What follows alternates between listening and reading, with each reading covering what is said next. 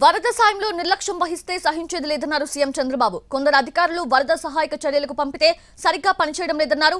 ఇలాంటి అధికారులను ఇక నుంచి ఉపేక్షించనని హెచ్చరించారు.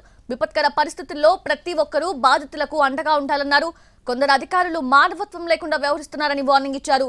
విధుల్లో నిర్లక్ష్యం వహించిన ఓ అధికారిని సస్పెండ్ చేశామని తెలిపారు. మంత్రులైనా నిర్లక్ష్యంగా వ్యవహరిస్తే చర్యలుంటాయని వార్నింగ్ ఇచ్చారు సీఎం.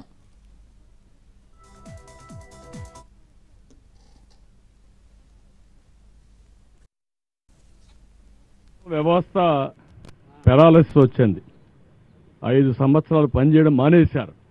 నేను ఇంకా ఏం చేయాలో నాకు కూడా తెలియని పరిస్థితికి వచ్చా ఇప్పుడు. అందుకే ఇప్పుడు ఒక ఆఫీసర్ సస్పెండ్ చేశారు. జక్కంపూడిలో ఒక ఆఫీసరు సరిగా తీసుకపోతే మార్నింగ్ అప్పుడే సస్పెన్షన్ అయ్యింది.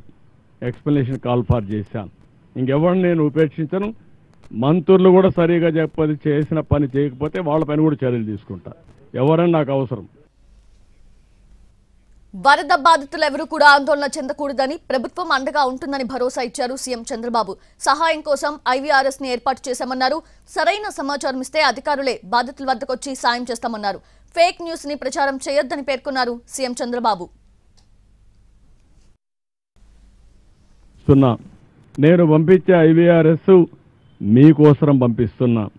మీరు ప్రాపర్గా సమాధానం చెప్పండి.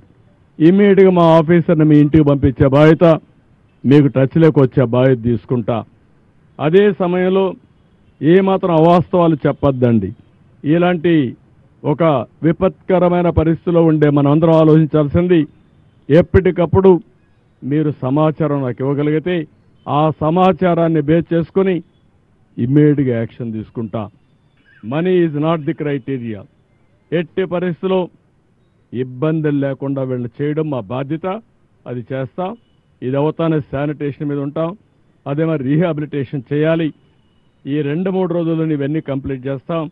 ప్రజలకు కూడా కోరుతున్నాం, సంయమనం పాటించండి. ఒక అర్ధ గంట ఆలస్యం అవుతుందని ఆవేశంగా వస్తే అది 4 గంటలు కావచ్చు, 5 గంటలు కావచ్చు, మొత్తం వ్యవస్థ కొలాప్స్ అయితే కయాస్ వచ్చే పరిస్థితి వస్తుంది. ఈ విషయం కూడా మీరు అర్థం చేసుకోమని కోరుతున్నా. నేను అందుకనే ప్రజలందరికీ అప్పీల్ చేస్తున్నా. నేను పంపించే IVRS మీకోసం పంపిస్తున్నా.